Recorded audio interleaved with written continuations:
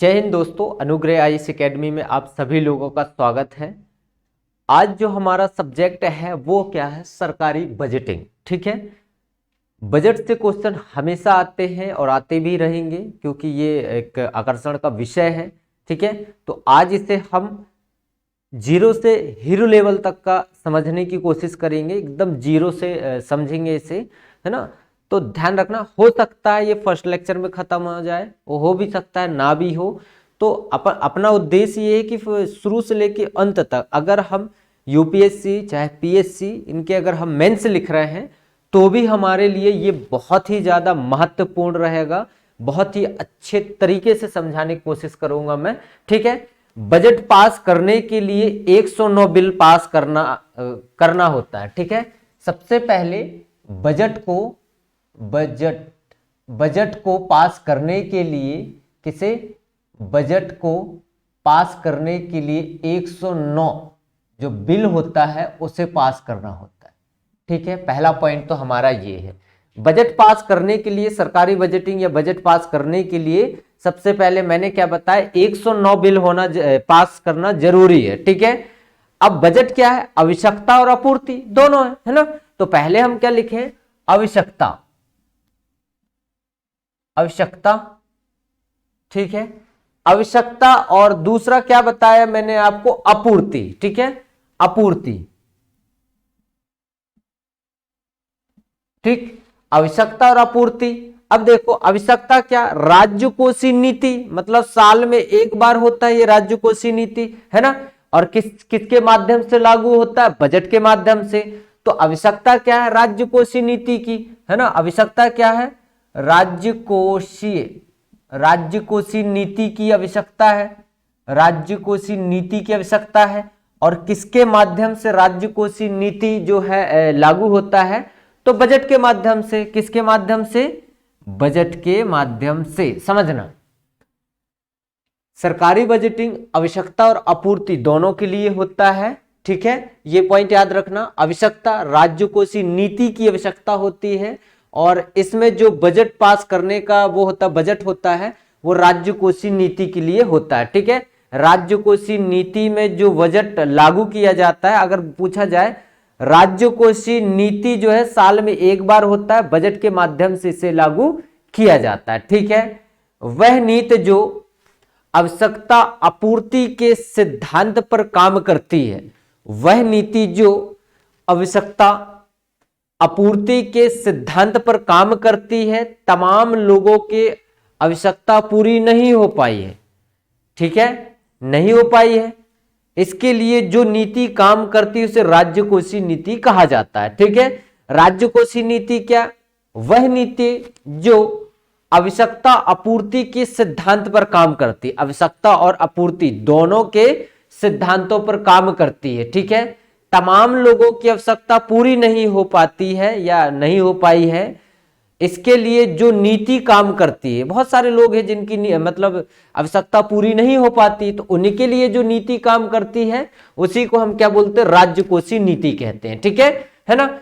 Budget जो है आकर्षण का विषय क्यों है? बजट जो है वो आकर्षण का विषय क्यों है? बहुत अच्छा पॉइंट पूछ रहा हूं मैं आपसे ना। बजट आकर्षण का विषय क्यों है? आकर्षण का विषय क्यों है? बताओ आप, आकर्षण का विषय बजट क्यों है?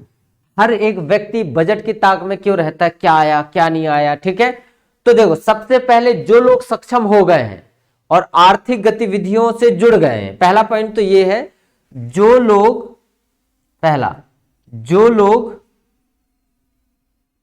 लोग सक्षम हैं, क्या है? सक्षम है और आर्थिक गतिविधियों से जुड़ चुके हैं। ठीक है, वो टैक्स पॉलिसी के कम या ज्यादा के लिए ताक में रहते हैं कि भैया कम हुआ क्या, ज्यादा हुआ क्या। जो लोग सक्षम हो गए हैं उनके लिए भी बजट बड़ा आकर्षण का विषय है। और जो लोग सक्षम नहीं है, ठीक है, जो लोग सक्षम नहीं है मतलब जो लोग सक्षम नहीं है, ठीक है, उनके लिए भी ये आकर्षण का विषय है। ठीक है, क्यों आकर्षण का विषय है? क्योंकि उनके लिए योजना बनाई जाएगी। जो लोग सक्षम है उन्हें चिंता रहती है कि भैया जो पॉलिसी है, टैक्स है, वो कम हुआ कि ज्यादा हुआ।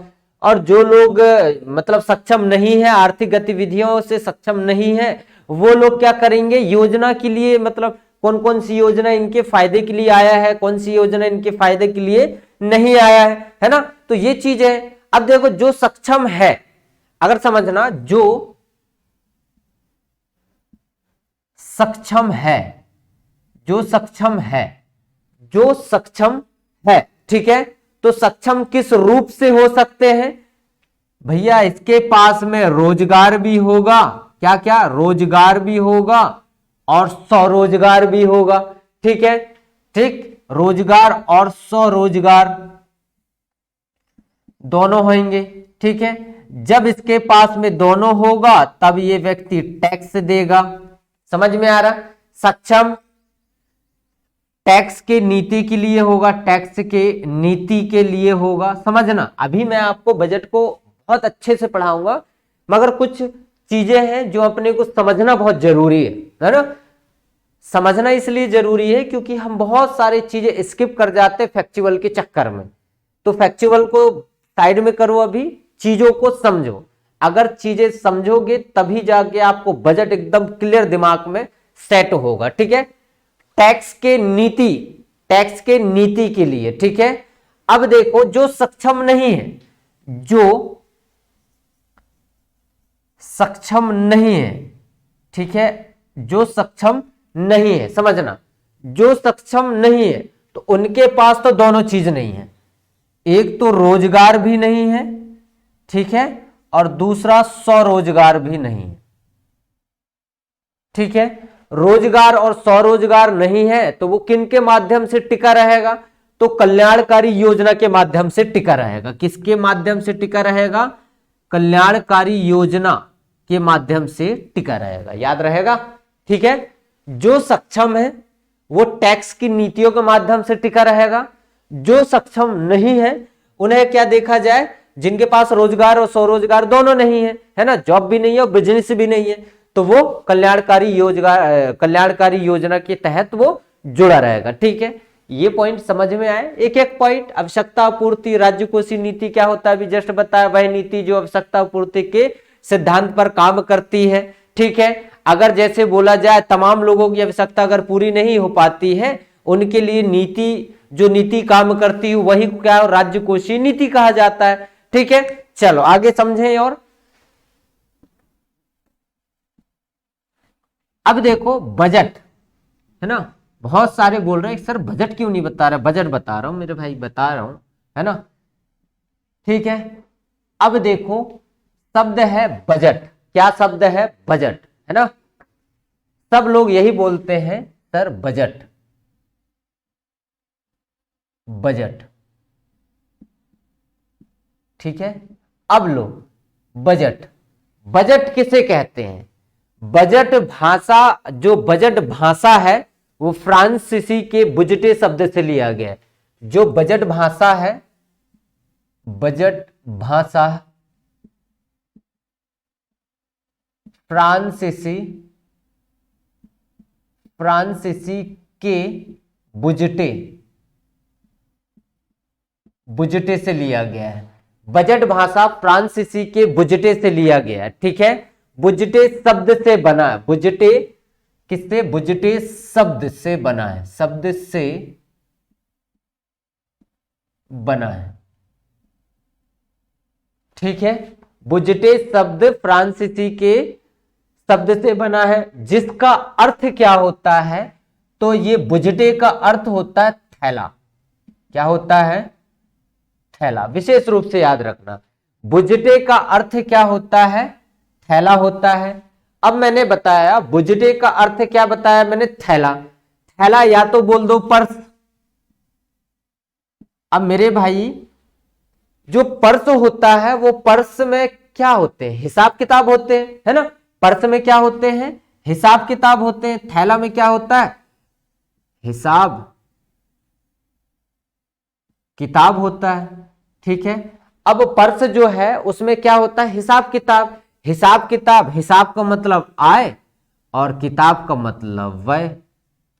तो हम क्या बोल सकते हैं, आय व्यय के लेखा जोखा की व्यवस्था को ही हम क्या कह सकते हैं, बजट बोल सकते हैं। ठीक है, याद रहेगा, आय और व्यय की लेखा जोखा को ही हम क्या बोलते हैं, बजट बोलते हैं। ठीक है, ध्यान रखना, आय और व्यय के लेखा जोखा को ही हम क्या बोलते हैं, बजट बोलते हैं। ठीक है, देखो इंग्लिश में समझना चीजें, बहुत काम की चीज है। इंग्लिश भारत में बजट की शुरुआत इंग्लिश में ना, कब, इंग्लिश में, भारत में बजट की शुरुआत भारत में इंग्लिश में किया गया था। बजट की शुरुआत 18 फरवरी 1860 में किया गया था। फरवरी ही चल रहा है ना। ठीक है, 18 फरवरी 1860 में किसने, जेम्स विल्सन के द्वारा, किसके द्वारा, जेम्स विल्सन के द्वारा, ध्यान रखना, जेम्स विल्सन के द्वारा इंग्लिश में बजट तैयार किया गया था, भारत में बनाया गया था, इंग्लिश में बजट पेश किया गया था, ये भी बोल सकते हैं। जेम्स विल्सन, ये बहुत इंपॉर्टेंट है। ठीक है, जेम्स विल्सन का नाम याद रखना, जेम्स विल्सन, कब, 18 फरवरी 1860 में, याद रहेगा 18 फरवरी 1860 में। ठीक है, father of budget in India, ध्यान रखना। ठीक है, किसे कहा जाता है, तो जेम्स विल्सन को कहा जाता है। भारत में बजट के पिता किसे कहा जाता है, इंग्लिश के लिए। ठीक है, इंग्लिश के लिए भारत में बजट का पिता किसे कहा जाता है, तो जेम्स विल्सन को कहा जाता। विशेष रूप से याद रखना, अगर क्वेश्चन चेंज हो जाए, क्वेश्चन क्या हो जाए, चेंज, हिंदी में, देखो किसमें, हिंदी में, अब इंग्लिश की बात आई तो अब क्या मैंने बोला, हिंदी में बजट की शुरुआत, हिंदी में भारत की बात हो रही, हिंदी में भारत में है ना, भारत में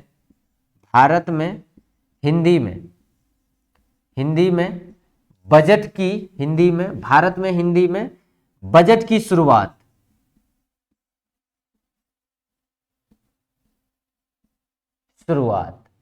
ठीक है, बजट की शुरुआत भारत में कब की गई, तो याद रखो आप 1955, कब, 1955 में बजट की शुरुआत की गई थी। ठीक है, और किस व्यक्ति के द्वारा, तो सीडी देशमुख के द्वारा, किस व्यक्ति के द्वारा, सीडी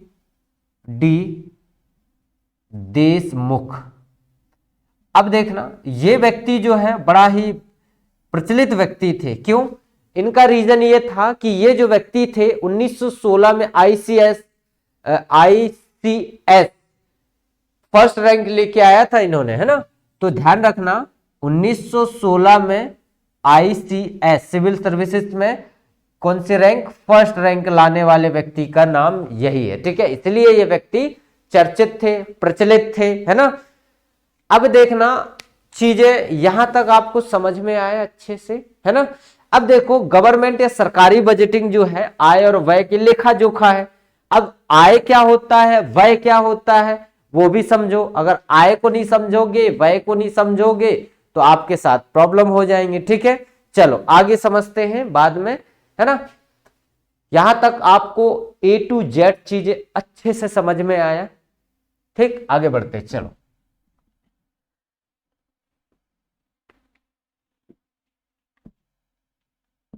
मेंस और प्री दोनों के हिसाब से बता रहा हूं। अगर मेंस लिखने की आएगी तो उसके बारे में भी बता दो किस तरीके से लिखा जाएगा, है ना। ठीक है, स्वतंत्र भारत में पहला बजट, ध्यान रखना पहला पॉइंट हमारा यही है, स्वतंत्र भारत में पहला बजट। ठीक है, स्वतंत्र भारत में पहला बजट कब, 26 नवंबर 1947। कब लाया गया, 26 नवंबर, ठीक है, नवंबर 1947 को पहला बजट पेश किया गया था। ठीक है, किसके द्वारा, आर के षणमुगम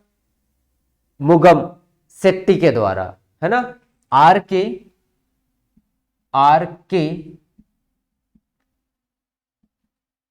षणमुगम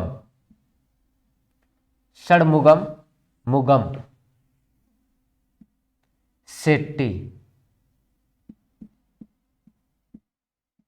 ठीक है, इसके द्वारा किया गया था, या चेड्डी कहा जाता, चेड्डी है नाम, है ना, पूरा नाम, ठीक है, इसके द्वारा, ठीक। ये 1947 से 1949 के सबसे पहले वित्त मंत्री थे ये, ठीक है। ये कौन थे?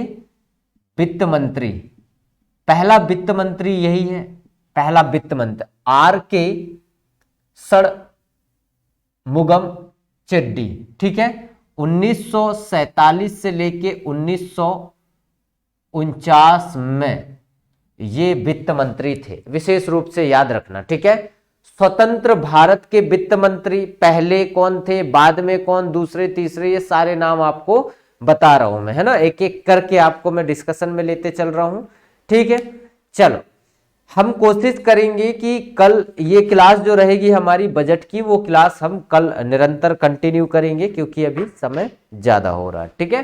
तो हम कोशिश करेंगे कल अच्छे से इसे और समझेंगे, है ना। तो जितने लोग अगर अभी इकोनॉमी नहीं पढ़ रहे हैं तो लोगों के लिए अच्छा है कि अभी बजट क्लास स्टार्ट हो चुका है, तो धीरे धीरे आराम आराम से याद करने की कोशिश करेंगे। तो आप विशेष रूप से ध्यान रखना, फर्स्ट क्लास है ये, फर्स्ट क्लास, इसके बाद में दूसरा क्लास भी आएगा बजट का, तीसरा क्लास भी आएगा, तो अच्छे से समझेंगे, पूर्ण रूप से समझेंगे, बार बार कोई सी वीडियो को देखने को ना पड़े ऐसा समझेंगे, ठीक है।